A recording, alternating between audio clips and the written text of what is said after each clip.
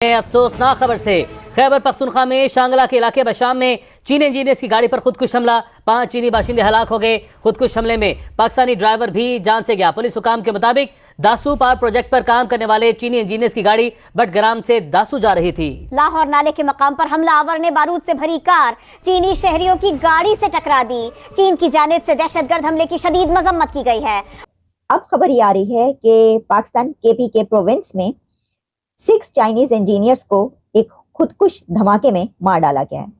तो 6 Chinese engineers एक खुदकुश धमाके में मारे गए हैं और चाइना की तरफ से एक डिमांड की गई है कि थॉरो इन्वेस्टिगेशन की जाए और देखा जाए कि क्या हुआ है। वीकनेस तो यकीनी तौर पर है कि जो कल वाला वाकया बशाम में भी जो हुआ और जिस तरीके से ये रिपीटेडली वाकयात हो रहे हैं और जुलाई 2021 का बिल्कुल ये कॉपी था और उसके बाद हमने सिक्योरिटी जो अरेंजमेंट है उनको बेहतर किया, चाइनीज को अश्योर किया, लेकिन दोबारा से ये वाकया होना यकीनी तौर पर इसमें आप कह सकते हैं कि सिक्योरिटी लैप्स भी है, हमारा इंटेलिजेंस फेलियर भी है। लास्ट वीक अमेरिकन कांग्रेस में एक हियरिंग में अमेरिका के assistant state secretary of state Donald लू ने कहा था कि हमें नहीं पसंद कि पाकिस्तान चाइना के साथ सीपेक बना रहा है और ये हमारे इंटरेस्ट के अगेंस्ट जा रहा है, इसलिए हम पाकिस्तान को समझाएंगे कि वो ईरान के साथ गैस पाइपलाइन और चाइना के साथ सीपेक प्रोजेक्ट को ख़त्म करे। और एक तरह से ये धमकी भी थी कि अगर नहीं करोगे तो फिर जाहिर है तुम्हारे हालात ऐसे नहीं हैं कि तुम हमारी मदद के बगैर चल सको। नमस्कार दोस्तों, पाकिस्तान के खैबर पख्तूनवा में एक सुसाइड अटैक में 5 चीनी नागरिक मारे गए हैं। बताया जा रहा है कि हमलावर ने उनके काफिले को निशाना बनाया था। स्थानीय मीडिया रिपोर्ट्स के मुताबिक खैबर पख्तूनवा के शांगला ज़िले के बेशम इलाके में चीनी नागरिकों को निशाना बनाया गया। पुलिस के मुताबिक आत्मघाती हमलावर ने विस्फोटकों से भरी कार को चीनी नागरिकों के काफिले में घुसा दी।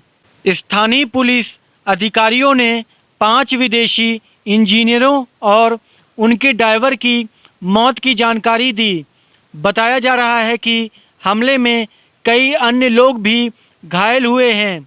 स्थानीय पुलिस ने बताया कि चीनी नागरिकों पर इस्लामाबाद से बलूचिस्तान जाने के दौरान हमला किया गया। हमलावर ने कथित रूप से चीनी नागरिकों की कार में टक्कर मारी थी, जिससे वे खाई में जा गिरे। चाइना की तरफ से एक बड़ा सख्त रिएक्शन सामने आ रहा है, जिसमें उनकी अथॉरिटीज़ ने एक डिमांड लॉन्च की है और उसमें पाकिस्तान की हुकूमत से ये कहा है कि ये वाकया कैसे हुआ, इसके पीछे कौन है और इसको जो है देखा जाए, थॉरो इन्वेस्टिगेशन की जाए। वैसे तो मैं इसके ऊपर ये कहूँगी कि इस सादगी पे कौन ना मर जाए ए खुदा। इसकी वजह ये है कि क्या चाइना ये नहीं जानता कि इस वाकये के पीछे कौन है? क्या चाइना को ये नहीं पता कि ये वाकया कैसे हुआ या कोई ये नया वाकया है? इसकी वजह ये है कि चाइनीज़ पर तो धमाके होना, उन पर अटैक होना, उनको टारगेट किया जाना, ये कोई नई बात तो है नहीं। इसकी जो जिस जगह पर ये वाकया हुआ दासू डैम, क्योंकि ये चाइनीज इंजीनियर्स काम करते थे दासू डैम पर और वहीं पर अपने काम के लिए जा रहे थे कि जब एक खुदकुश मवाद था उस गाड़ी में या उस गाड़ी का के अंदर खुदकुश बम्बार भी था, उसने आकर अपनी गाड़ी उनसे टकराई और उसके बाद वो 6 के 6 चाइनीज इंजीनियर्स और ड्राइवर समेत, ड्राइवर पाकिस्तानी था, वो सब के सब मारे गए। तो चाइना को मालूम है कि ये तो पहले भी होता रहा है। अच्छा, जब दासू डैम का वाकया हुआ था उस वक्त भी चाइना की तरफ से जो है एक काफ़ी ऐसा रिएक्शन आया था, बल्कि कहा गया कि ये तो बड़ी नाराज़गी हो गई है। तो अब क्या होगा?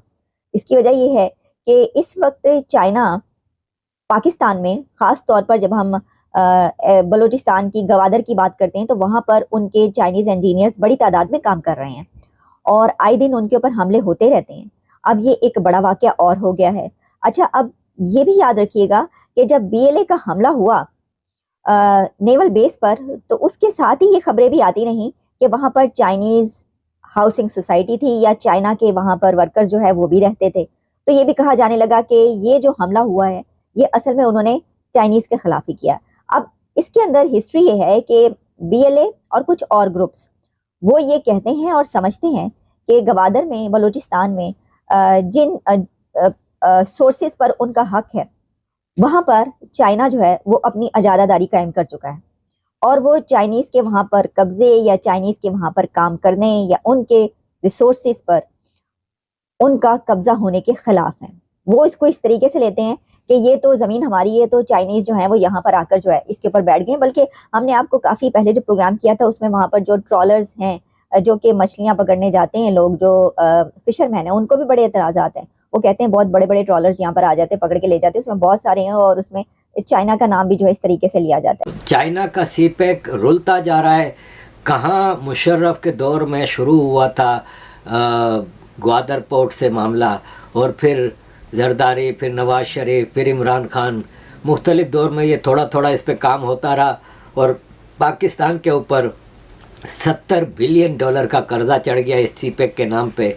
और उसमें ज़ाहिर है पाकिस्तान आर्मी और पाकिस्तान के पॉलिटिशियंस ने ज़बरदस्त कमाई की, खूब माल बनाया।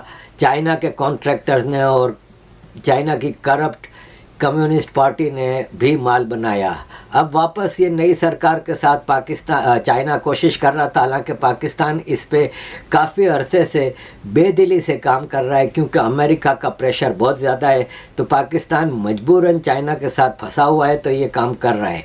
और इसका चाइना को भी पता है कि हम पाकिस्तान को जितने भी पैसे देते हैं ना, पाकिस्तान आफ्टर ऑल एक प्रोस्टिट्यूट है और ये अमेरिका, अरब कंट्रीज़, तुर्की और हमारे साथ मुख्तलिफ चीज़ें करता रहता है। माल बनाने के लिए पाकिस्तान की करप्ट आर्मी ये सब चीज़ें करती है। और एक मिसाल है कि चाइना इन सारी चीज़ों को समझते हुए भी इसके पास कोई रास्ता नहीं है, क्योंकि इसका ये जो वन बेल्ट वन रोड है ये जाता ही सिर्फ पाकिस्तान के ज़रिए है और कहाँ जाएगा। देखें, सेंट्रल एशियन रिपब्लिक से ना वो रशिया के कंट्रोल में है और ऐसा चाइना का इतना ज़्यादा उनके साथ इन्फ्लुएंस नहीं है। सेंट्रल एशियन पब्लिक के भी आपको डेमोग्राफी को समझना होगा। एक सूफीज़म वाला इस्लाम है ना, वो सेंट्रल एशियन रिपब्लिक्स में ज़्यादा आम है और यही इस्लाम चाइना के उगर प्रोविंसेस में है। तो अब जब उगर प्रोविंस के मुसलमानों पे चाइना इतना अत्याचार कर रहा है तो ये सेंट्रल एशियन रिपब्लिक जो हैं, ताजिकिस्तान, उज़्बेकिस्तान वगैरह, ये सब चाइना को इतना ज़्यादा पसंद नहीं करते। तो चाइना का सीपेक एक सीधा साधा पाकिस्तान के ज़रिए फिर अफ़गानिस्तान, ईरान होता हुआ आगे जा सकता है। पाकिस्तान चाइना बार बार कोशिश करता है कि ये इधर से गुजारे। अब नई सरकार के साथ फिर नया प्रोजेक्ट शुरू करने के लिए इंजीनियर्स भेजे, जिसको मार दिया गया। अब पाकिस्तान के वही जान अचकज़ई जो बलूचिस्तान के इंफॉर्मेशन मिनिस्टर हैं और आर्मी के इस वक्त सबसे बड़े टट्टू हैं, वो वापस कह बैठे, कह रहे ये तो रॉ का काम है, रॉ करवा रही है, रॉ टीटीपी को भी चला रही है, रॉ बलूचिस्तान वालों को भी चला रही है, सब रॉ कर रही है। तो अगेन फिर रॉ को ही सारा काम दे देते हैं। तो खैर हुआ ये कि ये केपी में जब इनको एक गाड़ी में लेके जाया जा रहा था, गाड़ी उड़ा दी गई, ड्राइवर भी पाकिस्तानी मारा गया और 5 इंजीनियर मारे गए। ड्राइवर का तो बेचारे का कोई बोलता ही नहीं है, चाइनीज़ के ऊपर सारी बात आ गई है। फ़ौरन शहबाज शरीफ और आर्मी पहुंच गई, चाइनीज़ एम्बेसी और चाइनीज़ एम्बेसडर से माफ़ियाँ तलाफ़ियाँ करने लगीं। चाइना ने पाकिस्तान को कहा कि तुम हमारे इंजीनियर्स को सिक्योरिटी तो दे नहीं सकते, तुम आगे क्या काम करोगे। ताकतें जो चीन को दुनिया की नंबर 1 ताकत नहीं देखना चाहती, तो वो डिफरेंट टैक्टिक्स अपना रही हैं। और ये जो वाक़यात हुए हैं, कम से कम 1 हफ्ते के दौरान 3 जो दहशतगर्दी के वाक़यात हुए हैं, गवादर अथॉरिटी जो कॉम्प्लेक्स है वहाँ पर जो हमने देखा वाक़या हुआ, फिर तुर्बत में जो नेवल एयरबेस है उसका हम जो कार्रवाई देखें, और फिर जो बाशाम वाला, इन तीनों में अगर आप एक मुमासलत देखें तो कहीं ना कहीं जो पाकिस्तान के अंदर जो चीन के मफादात हैं या जो चीनी बाशिंदे हैं उनको टारगेट करता था। तो क्लियरली अगर आप डॉट्स कनेक्ट करें तो कहीं ना कहीं जो वो फोर्सेस जो चीन के खिलाफ हैं, लगता है कि एक दफ़ा फिर एक्टिव हो रही हैं। और उसकी वजह यह है कि शायद जो पाकिस्तान में नई हुकूमत आई है, ये इम्कान जाहिर किया जा रहा है कि जो सीपैक कई सालों से एक सुस्त रवि का शिकार है, तो उसको रिवाइव करने की कोशिश हो रही है। तो शायद उसको ऑपरेशन को अंडरमाइन करने की एक कोशिश है। अच्छा, अभी कुछ मैं ट्वीट्स भी देख रहा था, एक साबिक डिप्लोमेट हैं, अब तो वो अपना एक शो भी करते हैं एक बड़े चैनल पे।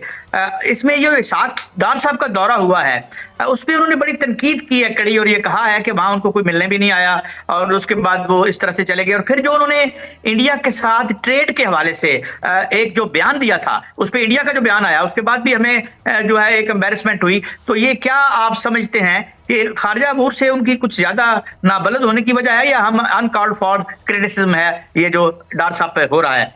यूसुफ साहब, I think partially uncalled for भी है थोड़ा सा। जो अब्दुल बासित साहब का आप जिक्र कर रहे हैं कि ये अभी हाल ही में ब्रसल्स गए थे वहां पर न्यूक्लियर एनर्जी समिट अटेंड करने, और वापसी पर वो लंदन भी गए थे, तो वो तनकीद कर रहे हैं कि उनको वहां पर जो उनके यहाँ मनसब हैं वो रिसीव करने नहीं आए, कोई आम मुलाकातें भी नहीं हुई। तो उसमें जो एक आई थिंक क्लैरिटी बहुत जरूरी है कि जब ये वहां पे मौजूद थे, एक तो वो यूके के सरकारी दौरे पर नहीं गए थे, वो गए थे ब्रसल्स और वाया लंदन गए थे।